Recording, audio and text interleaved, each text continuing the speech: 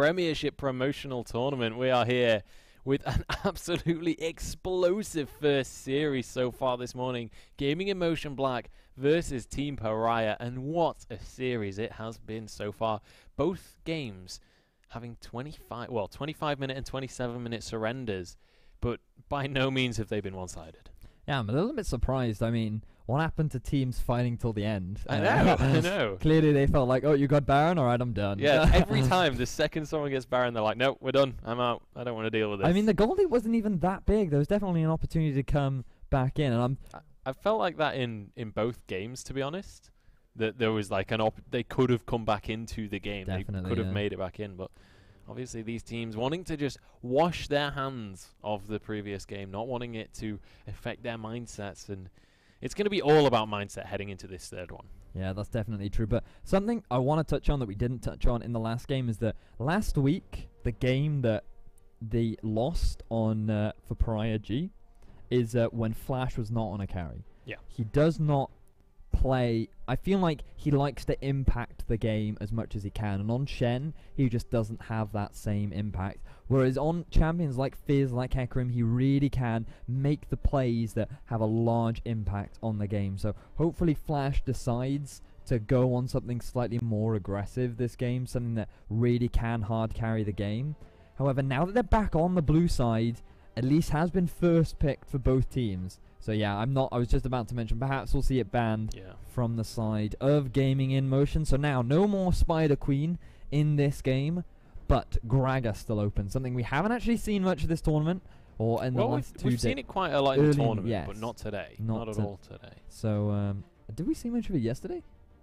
I think it was picked once yesterday. Yeah, which is a little bit surprising. 5 games. Considering how strong he is, that is a little bit surprising. But PRA G do look like they're going to stick with their bans, and pretty much the same. Very similar from the side of InMotion, except this time they've decided to let Sivir through. So perhaps we'll see a first pick Sivir this game. Maybe, and well, yes, we will. Call that. Good shout there. As in, Flash is going to lock that one in, and I mean, Sivir has been a champion that we've seen insta-locked for first pick a lot of times. Very, very strong in the current meta, and immediately hovering the Lulu and the Janna for InMotion. And honestly, Protect the AD type compositions have been so popular this tournament.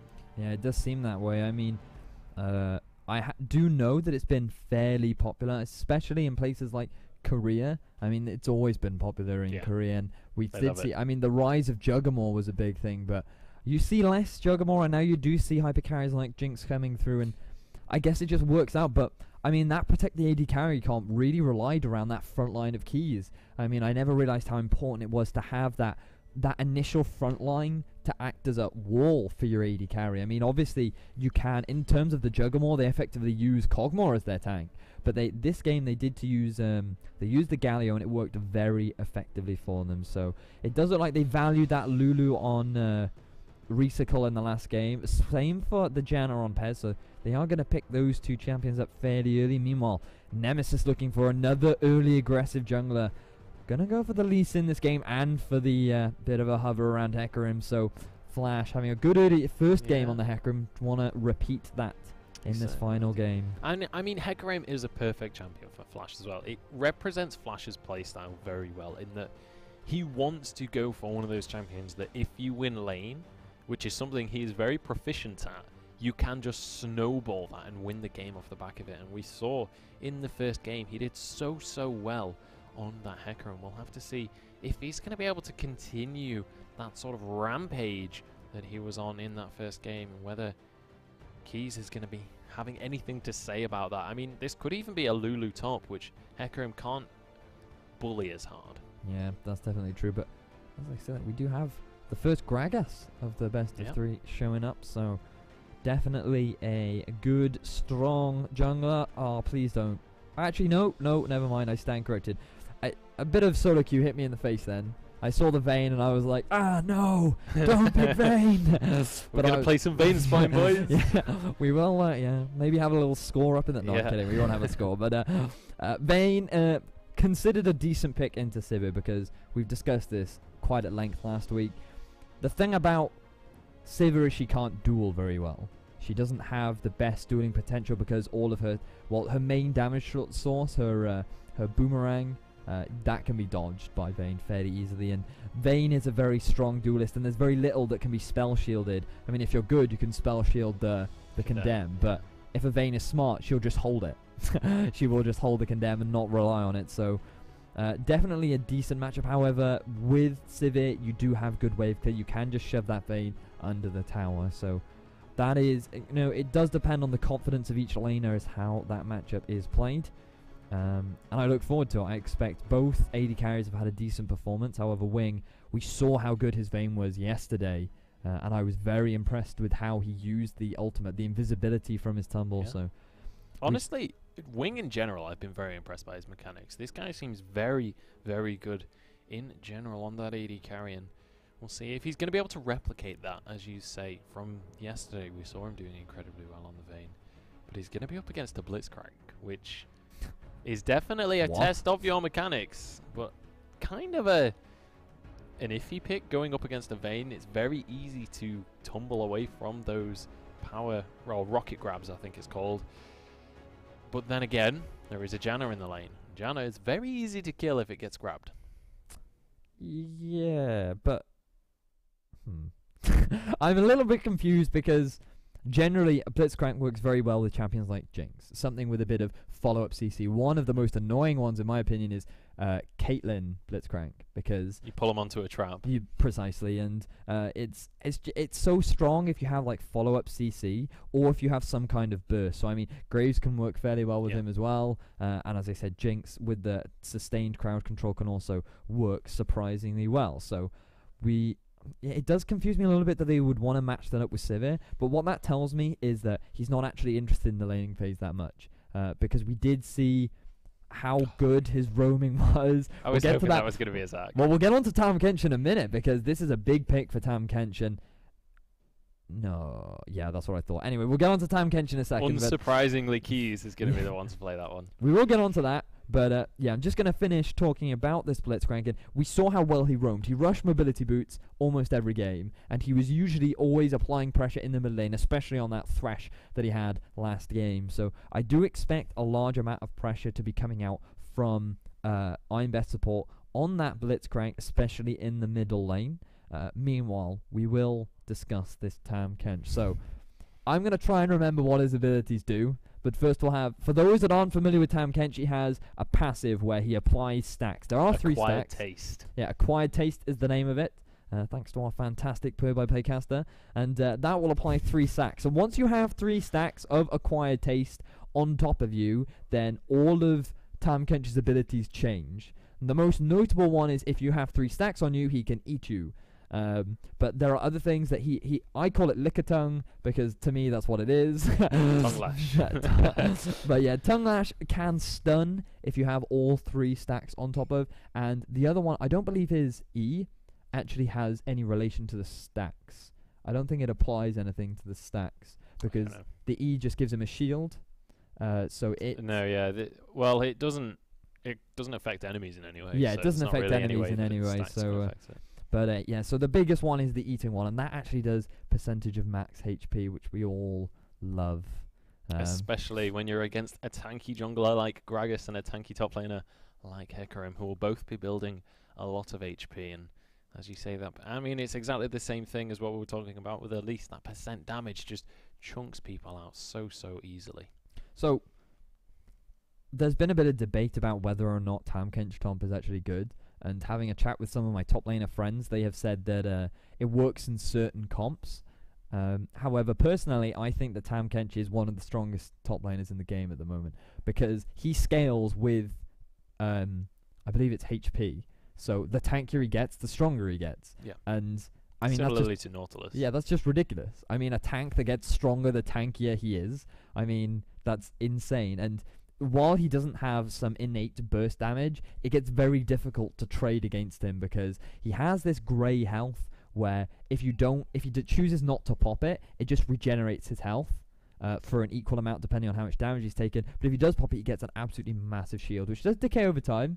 It is annoying, but you think you're about to kill him, bang, his shield pops up, and all of a sudden he's got a full health bar of shield. So crazy tank in the top lane. And with his ultimate, I believe it's like half map. range. So it is quite long range. It gets to sort of half map by the time it's the third rank. When it's rank 1, it's actually pretty short. Oh, quite a short range. I think it's like quarter of the map, maybe. I see. So it scales similarly to how Nocturne's ultimate scales. Yeah, the range gets bigger. Fate, yeah, so it gets bigger at each level, but nevertheless, it does allow him to roam across the map, but he can take a mate with him if he so chooses. So nice buddy system from Keys. But yeah, so we've talked a lot about Tahm Kench. I've never seen the matchup of Tahm Kench versus Hecarim.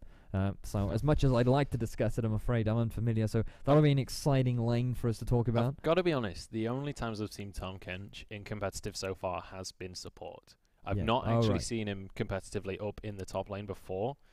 And I've heard talks of him being in the jungle, and there was a lot of people saying, oh yeah, Tahm Kench jungle, it's going to be the next big thing before it came out. But honestly, I haven't even seen that in solo queue, never mind in competitive. No, definitely, I agree with that. But one thing we have not touched very much on is Scudzy playing Echo. So Echo jungle definitely has been hit or miss recently with the small buffs. His clear is a lot easier because his E has now a shorter cooldown, and the mana cost on his Q has been a little bit reduced. So it's a little bit easier to clear through the jungle, a little bit more sustain. And I mean, it's debatable whether or not you think Echo is strong. I mean, most junglers will build him full tank. So you will go for the Cinderhulk into tanky items. So he definitely will be a strong frontline. And he does have fairly decent crowd control. I do love his passive. Personally, I love him mid lane. But I'm a mid laner, so I love everything mid lane. But his passive is... mid. Yeah, I will make it a thing. But the slow that it applies is so strong. And the speed boost that he gets is also really, really strong. So when you're tanky, it allows you to get that passive off a lot easier because you won't just be bursted out. And the ultimate will naturally make him a lot tankier, which I believe is either in the current patch or coming up in the next patch. But his ultimate is getting a little bit of a change so that it should give a little bit more health, regardless of how much damage you take. Yeah, it certainly should. And we are, ladies and gentlemen, going to be heading on to Summoner's Rift for our third game of the day. Last game in this best of 3, and boy should it be a game if the other two are anything to base your expectations off.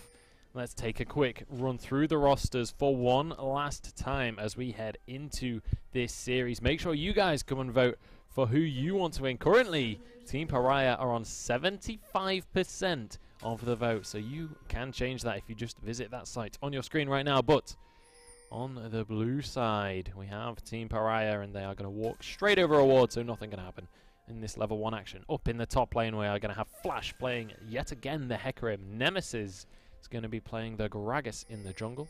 Cutie Bacon Piggy going to be playing Victor in the mid lane.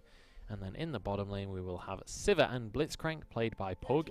And I'm Best Support, who's looking for the grab onto Keys. He doesn't quite connect it, though. Yeah, very close indeed. Meanwhile, on the other side, we do have Gaming in Motion, hoping to claim their spot in the ESL Premiership. In the top lane, we do have Keys playing Tahm Kench. First time I've actually seen Tahm Kench in any form of competitive play. In the jungle, we have Scudzy playing that Echo. That is his name. In the middle lane, we do have Recycle on Lulu once again. Strong performance in the last game. And then in the bottom lane, we have Wing and Pez playing Vayne and Janna. So we had a very good performance, as we said, from Wing on that Vayne yesterday. And he looks like he's hoping to repeat his performance today. So we will see how things go. It does look like Flash is going to start by taking the Raptor camp. And meanwhile, the rest of the map going to be fairly standard starts. It does look like Nemesis, though, is going to take the Krugs in the bottom lane, which means that the bottom lane from Pariah are not going to get that early level 2, while Wing and Pez will. So this is very good for Wing and Pez, especially with how more or less passive their bottom lane is. Yeah, and interestingly as well, we see Keys going for this double jungle start. Now, this is something we tend to see more in a lane swap scenario, but we are going to be seeing it coming out as Keys obviously very tanky by default on that Tahm Kench. You start with so much HP. I thought he was going to take away the red buff there for a second. But immediately we see this answered by Nemesis, who's going to go for the invade onto the blue buff. Yeah, that's a very interesting decision. I mean, risky play, but they do recognize that he hasn't started on the blue half of the map, and they just decided that he can walk in and take it away. So I don't think Scudzy's even going to have an idea that this was taken. and he's going to go with a 3 buff start right from the get-go. So well played by Nemesis. Good awareness of where the enemy jungler is. Yeah, absolutely. And Scudzy not going to be happy with that one. And Echo generally not the strongest of junglers in those early levels anyway. So possibly could be pretty detrimental to the start of his game. And to be honest, I'm a little bit surprised that Nemesis isn't going straight towards his blue buff off the back of that to make sure that it doesn't get counter-jungled itself. Yeah, but I believe he's just fairly confident that Scudzy has no idea, and so he believes that Scudzy will now head towards his blue buff, recognize that it's gone, and then just believe that he can do absolutely nothing about it. Meanwhile, we do see Scudzy hanging around that river. Might be looking to go a little bit aggressive. Yeah, both junglers, in fact, around that bottom side river, around the dragon area, and the Scuttle Crab is going to get taken up by Scudzy, who gets caught out. A lot of damage coming across, and he gets hit by the gravity field. But the shield comes through. Flash comes out of Cutie Bacon Piggy. Can he finish this one off? The polymorph comes through, and the auto attack is not going to be enough. Scudzy gets away, but Recycle now forced to flash as well. And despite their best efforts, PRA can't finish out these kills. Yeah, very close one from Scudzy. I was a little bit worried when he hadn't burnt his flash. Meanwhile, IMB support hanging around looking for that hook again. He is very proficient at these roams around the middle lane, and already he is going for that attempted early gank in the mid to try and get Cutie Bacon Piggy ahead on this Victor. So, as I was saying, I was a little worried for Scudzy, but he did recognize that he would get a shield from his parallel convergence, I believe the name is.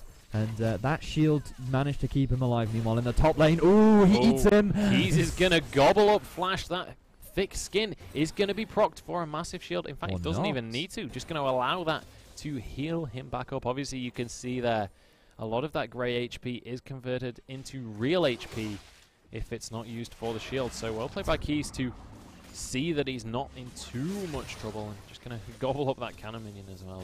Tom Kench can just be so annoying to lane against, I imagine. Definitely. I mean, having lane against him once, I was playing Yasuo, and in the early game it was surprisingly easy. As you can see, Flash is having a fairly decent time in this early game as Keys has fairly weak base stats. Meanwhile, Scudzy in the river.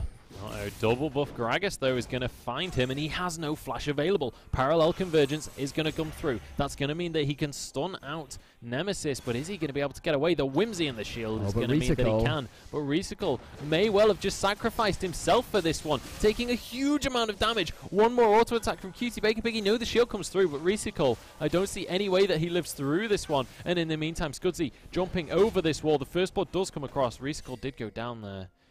Scudzy is going to be able to escape. Yeah, poor positioning there from Recycle. He did try and save his jungler, but by doing so, he put himself in a slight pincer from Cutie Bacon Piggy and Nemesis, which means that he's going to give away first blood over to that Victor, which is going to be absolutely massive for him. So, Cutie Bacon Piggy now coming back to lane with his upgraded Hex Tech. Not Hex Tech, Hex Core. Hex Core is the name of his passive. And so he will upgrade the death rate. So something familiar that I have been seeing on Victors these days is they'll rush the Mark II core, and then they'll head towards a damage item as well as Lich Bane. So that is something that has actually been fairly strong on Victors that I've seen recently. They will also go for the Lucidity boots, but very common on Victor these days. And I do actually quite like the build because it gives him more sustained damage during these team fights. Why is it that Lucidity boots have suddenly become so popular? I mean, pretty much before this last couple of patches, you would almost never see mid laners build anything except those spell penetration boots. Why is it that the Lucidity boots have suddenly gained this popularity? So, basically, with the changes to AP items, it's more valuable on some champions to do just flat damage rather than bother wasting going into these cooldown reduction mana regen items. But mid laners recognize that cooldown reduction is still extremely valuable, so they feel like they still need to get it. So on champions like Victor that rely very heavily on these big, heavy AP items, it's just better for them to rush things like the Death Cap, like the Rylai's, like the Ludens, and get these big AP items to be able to get the damage out, but then they take the Boots of Lucidity to keep that cooldown reduction, to enable them to constantly rotate their skills and keep that valuable bonus stat. Absolutely, I can certainly see the logic there, and obviously with the Void Staff later on there in the game, they are going to have the spell penetration, but we are going to see the Dragon already going to be taken away here by Team PRA. So a nice, easy pickup of that first objective of the game, and no answer whatsoever from Gaming in Motion. It does look like that. Nice positioning. They are aware that the back of the bottom lane from Gaming in Motion had to back away, so quickly they respond and pick up that that first objective of the game. So we do see a 700 gold lead building up for the Team PRA. That is as a result of the mid lane first blood and the CS differences they've actually managed to gain across the map. So I wonder how they're planning on transitioning this. It does look like Gaming in Motion are just looking for a passive early game. They're not looking for anything too aggressive. Don't really want to start any early game fights, as a large amount of their comp is looking to scale better into the mid and late game. So we will see. Sorry about that. We will see more action coming into the later stages of this game. I do expect a fairly passive game early on from the side of Gaming in Motion. Meanwhile, having taken already the first Drake, it doesn't look like the Team PRA are going to be able to get any early game aggression, so they're going to be forced into this passive early game. So honestly, both of these teams being incredibly passive in this early game, and it's something we haven't really seen out of these guys. You can tell that this is the third game of a best of 3. You can tell that it's 1-1 and all to play for, because these guys tiptoeing around each other at this early stage. They don't want to be the first ones to make a mistake. And honestly, the story of this best of 3 so far has been teams trying to make plays, unfortunately not quite managing it, and the other team capitalizing on that so perfectly. And I mean, we are going to be jumping straight back onto the Rift for you guys. We've got all of the players back in, but we saw multiple times so far in this series, there have been times where everybody comes down to the bottom lane. There'll be a tiny little gank that'll snowball into a 4v4, 5v5 down in that bottom lane. And I'm just waiting for one of those to happen this game, and I feel like the second it does, suddenly that'll be the story of the game, and it'll keep on happening, these massive fights. Yeah, I do hope so at the very least, but Team PRA really need to start making these plays. They need to start putting the Gaming in Motion behind before they get to a point where they become a massive threat. So hopefully we will see some sort of plays being made. We haven't seen much aggression from either jungler, really. You can see how much Scudzy has been farming in the jungle, which typically isn't very much like him. We're used to seeing this early game aggression, but we will see IMB support trying to make those plays in the bottom lane, but not being able to. Yeah, trying to predict that tumble there with the rocket grab, but it's not quite gonna go how he had anticipated. Scudzy standing on a ward in that tri-brush, so he's not actually going to be able to... Oh, the sweeper didn't even see it, so he doesn't even know he's warded. The ward was outside of the sweeper range. It has now timed out, but they know he's there. Parallel convergence is going to be used, but he gets caught by the rocket grab. He has to try and escape this one. The explosive cast actually pulled him to safety, and he flashes over the wall. Everybody flashing after him, though. He's going to be going down as Nemesis picks up the kill. But now, IMB support could be in a bit of trouble. He's not very healthy right now, but Wing, you've gone in very alone right there. And that's, in the meantime, there's a solo kill in the mid lane. Wing having to condemn away Pug. I have no idea what happened in the mid lane, but overall, it's a 2-for-0. Yeah, so these are the plays that need to be happening from the side of Team PRA. They do successfully put a nice deep ward into the tri-bush, spot Scudzy out, and start that whole fight off. Very nice pickup onto him, and while all that's happening, QT Bacon Piggy catches Recycle as he's trying to rotate down to help his team. As a result, he gets picked off himself by QT Bacon Piggy, and QT Bacon is now going to extend that lead in the mid lane by a large amount. It does look like he's going to pick up, the needlessly large rod, which is going to give him a nice AP power spike, as well as the 25 CS lead that he's built in the mid lane. So QT Bacon Piggy definitely becoming a massive threat and scary point in this game. So if the game continues at the rate that it's going, then In Motion are definitely going to be in a bad position. Yeah, already we see Team PRA doing a much better start than last game. I mean, the second game of this series, In Motion did win, but Team PRA were about 1,000 gold ahead for a good 10 minutes around the mid-game. Recycle, though, could be in trouble. No, the grab does not land from IMB support. Unfortunately, not living up to his name in that roam to the mid lane, but QT Bacon Piggy landing skill shot after skill shot on that Victor. And unfortunately, we do have another pause coming through, but immediately after the pause happens, There is a fight going on in the top lane. You can see Key's health bar has been knocked down pretty low. That grey health, I'm sure, will be kicking in. He'll be able to pop that thick skin to heal himself back up. And the fight, in fact, is just diffused immediately. However, there is a fight in the mid lane. Parallel convergence does go down, but nobody there to follow it up. Yeah, again, we see all these roams coming out from IMB support, doing a good job to try and keep Recycle down when he's already so far behind this QT Bacon Piggy. Meanwhile, Pug not really being punished that much for not having his support in lane, still doing very well in farm. We discussed earlier how good Sivir is at shoving waves, and shouldn't have too much of a problem being able to farm under tower.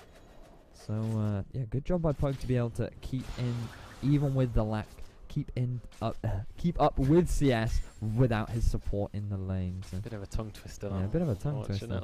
But we do see IMB support heading back into this bottom lane. But the flash grab comes through. Pez is going to be in a lot of trouble. The silence did happen, but Scudzy is already here. Parallel convergence not going to connect though as Keys teleports in. They're looking for more. Are they going to be able to acquire the taste and devour this guy? Looks like they are. Keys gobbles him up and picks up the first kill in this fight. Meanwhile, no reaction comes out as Recycle gets caught up in the river. This is why there's been no reaction, because they found the mid lane. But Recycle is going to be able to live this one with the wild growth.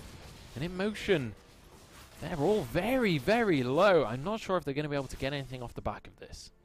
Yeah, that was a nice reactive TP coming out immediately from both top laners, but it does look like Flash decided to cancel it. Yeah, it does look like that he chose to cancel it rather than TP in, but it did look like initially that they'd actually managed to get out, but from a nice flash from Keys, enabled himself to get all 3 passive stacks onto IMB support, and he did in fact eat him and pick himself up a nice kill. So that is the first kill for Gaming Emotion. But once again, we saw Recycle in the rotation as he tries to come down to help his bottom lane. He gets caught out, so he really needs to get better vision in terms of the river, because if he keeps getting caught out in transit, then it's really not going to help his team. He's not going to be able to provide the support that he needs, and at the moment, as we've already discussed, he's having a really rough early game. He certainly is. We'll see if he's going to be able to pick that one up, or whether it's going to keep on going in favor of PRA. So far, the gold lead, 3,000 in favor of Team Pariah, not PRA. I apologize. They have changed their name to Team Pariah now.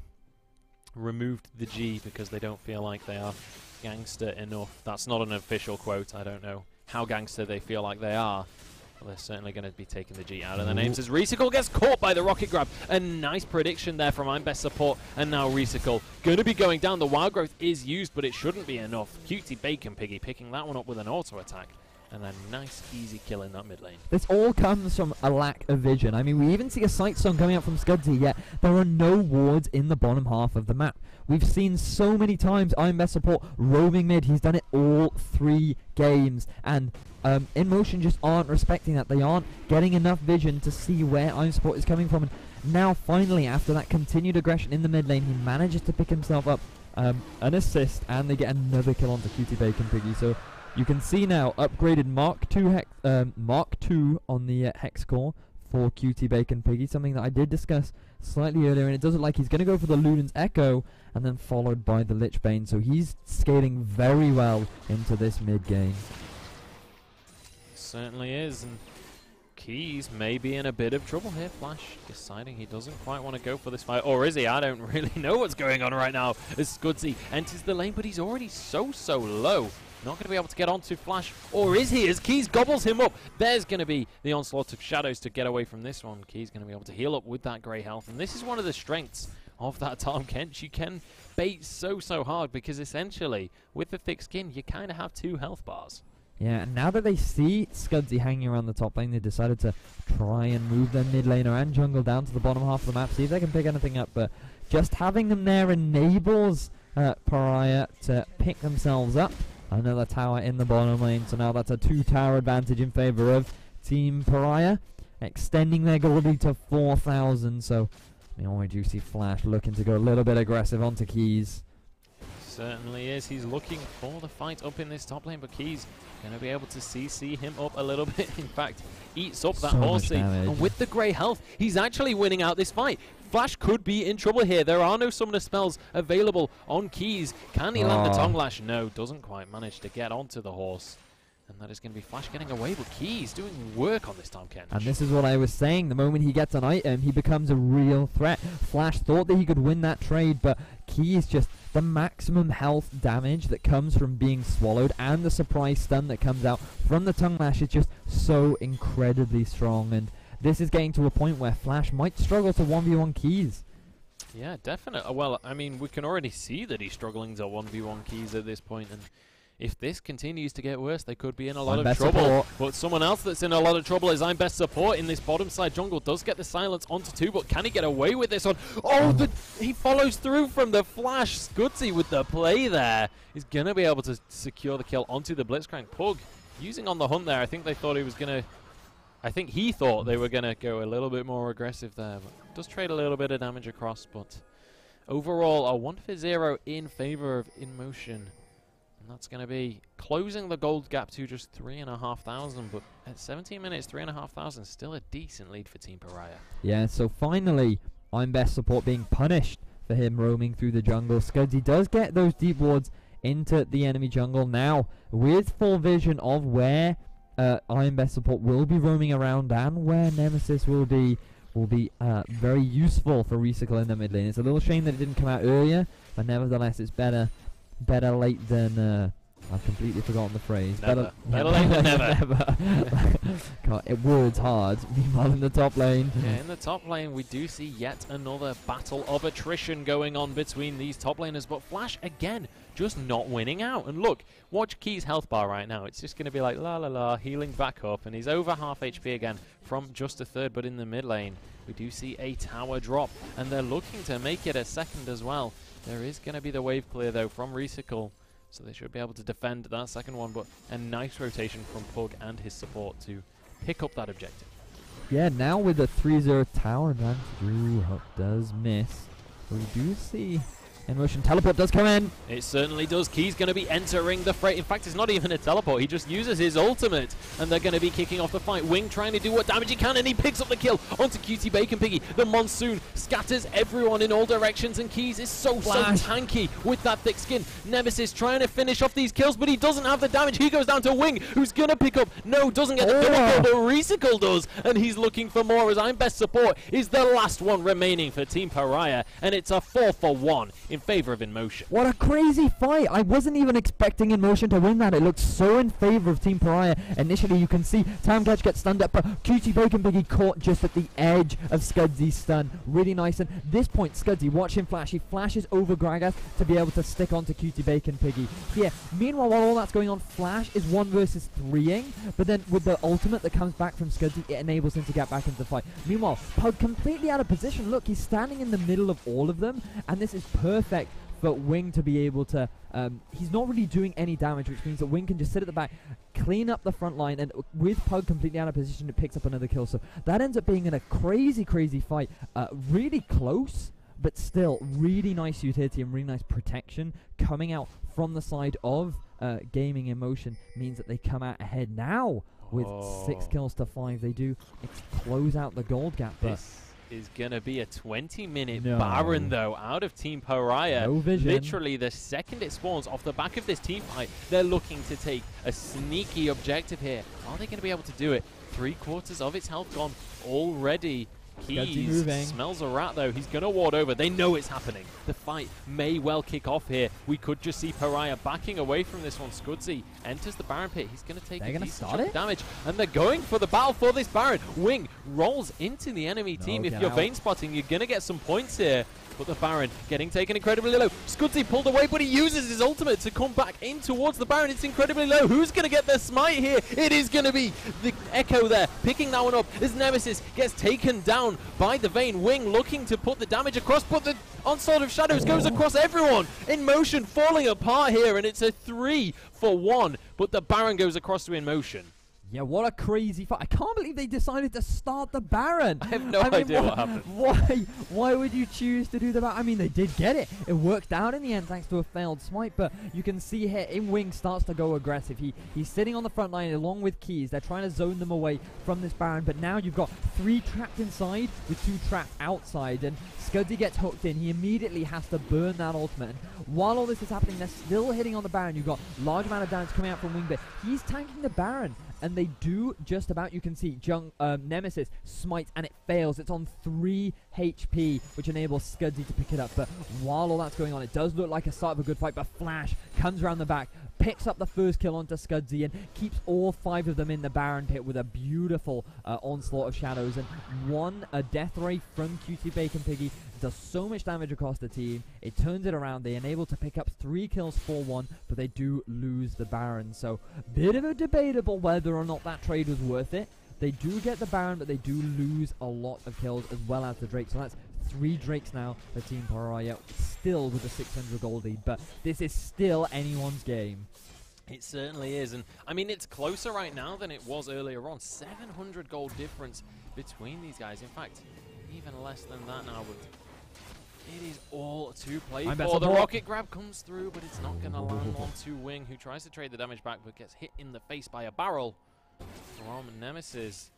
And honestly, this is so close. And with the Baron buff, like, the Baron is only on 2 members right now, 4 in motion, but it's down to whether or not they can utilize that. Honestly, it doesn't look like they're going to be able to. They've been a bit on the back foot here, but the fight may be starting off. Scudzy is going to be looking for the engage. Wing going to be using Final Hour to start this one off. The red buff is going to slow down Nemesis, but that on the hunt is going to mean that they can get away with this one, and this is the reason that Sivir is so popular. Yeah, they recognized that QT Bacon Piggy wasn't there, took advantage of the numbers advantage that they had with the TP down from Flash, so they did try to pick up a kill, but very strong disengage from On the Hunt, as you said. So unable to pick anything up. A few ultimates burnt here and there, but no major summoner spells, which means that both teams are going to get away unharmed and no major objectives gained by either team. Well, you say that, but In Motion are on the way to grab a tier 1 tower by the looks of things. With the Baron, they should, in theory, be able to grab this objective. They've been looking strong.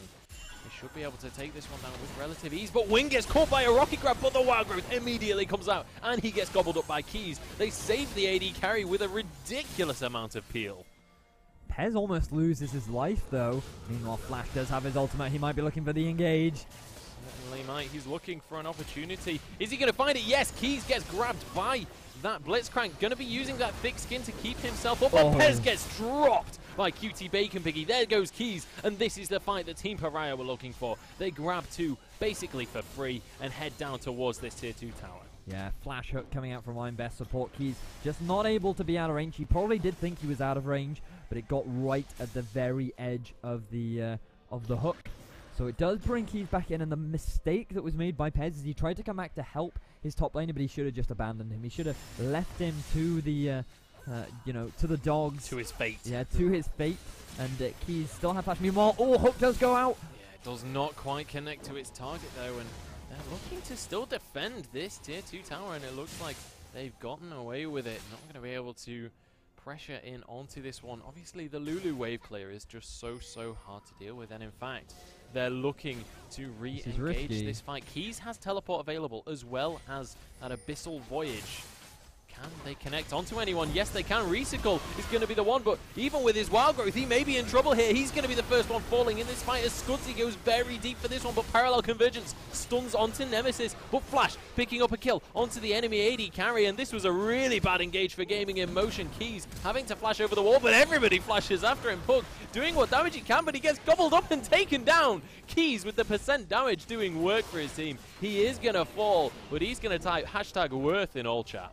Yeah, that was definitely a hell of a fight coming out from both sides. Initially, you saw Gaming Emotion trying to start off the fight with Risical coming down the river, but he ends up getting caught completely out of position and loses his life. You see here, Risical dropping immediately, has to burn that ultimate. Keys does come in with the ultimate to try and help out his team, but then, again, the problem is the poor focus. You have members of the team just going in one at a time. Scuddy was still low, Risical was low, and they just picked them off one at a time. Wing did his best. He does trade a kill over onto QT Bacon Piggy while that fight is happening, but he ends up losing his life as a result. Overall, it ends up becoming a 2 for 4, so definitely a good trade for Team PRA, and they extend their gold lead now, putting them in a very good position to start sieging these towers. So we'll have to see what they do with their lead.